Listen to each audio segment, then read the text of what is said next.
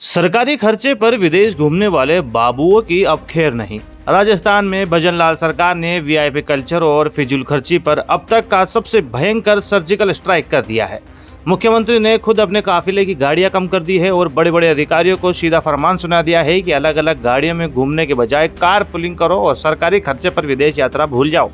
आखिर सीएम भजनलाल को रातों रात सरकारी खजाना बचाने के लिए इतने सख्त आदेश क्यों देने पड़े और इन सब के बीच लाखों पेंशनरों के लिए कौन सा ऐसा बड़ा ऐलान हुआ है जिसने दिल जीत लिया है? चलिए देखते हैं।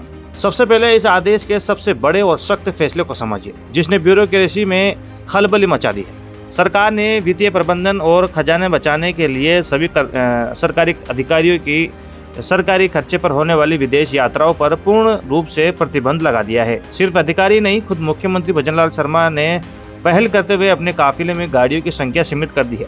मंत्रियों और वरिष्ठ अफसरों को भी साफ हिदायत दी है कि वो अनावश्यक गाड़ियां न रखें।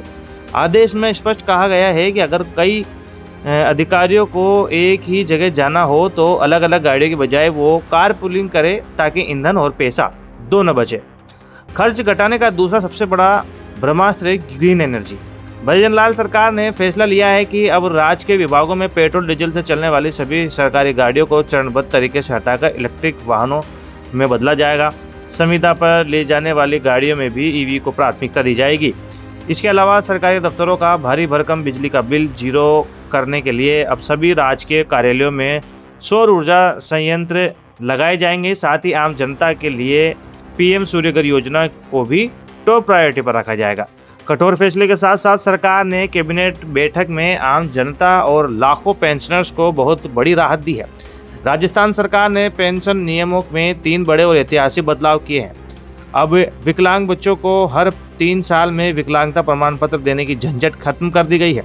अब ये सर्टिफिकेट जीवन में सिर्फ एक ही बार देना होगा। इसके अलावा बुजुर्ग पेंशनर्स को अब बैंक के चक्कर नहीं काटने पड़ेंगे। वो अब घर बैठे मोबाइल के ऐप के जरिए फेस ऑथेंटिकेशन यानी चेहरा स्कैन करके तकनीक से अपना सालाना जीवन प्रमाण पत्र जमा कर सकेंगे। साथ ही राज्य में नई इंडस्ट्रियल डेवलपमेंट पॉलिसी 2026 को भी मंजूरी दे दी गई है। सरकार का पैसा दरअसल जनता की गाड़ी कमाई का टैक्स होता है। अगर वीआईपी कल्चर, फिजूल की गाड़ियां और विदेश यात्रा पर रोक लग रही है तो ये राजस्थान के भविष्य के लिए एक बहुत बड़ा कदम है।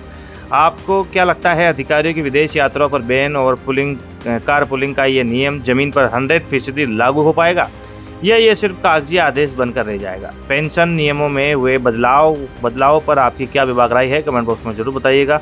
इसी तरह की अपडेट्स के लिए सब्सक्राइब करें हमारा चैनल रॉयल पत्रिका। तब तक के लिए धन्यवाद।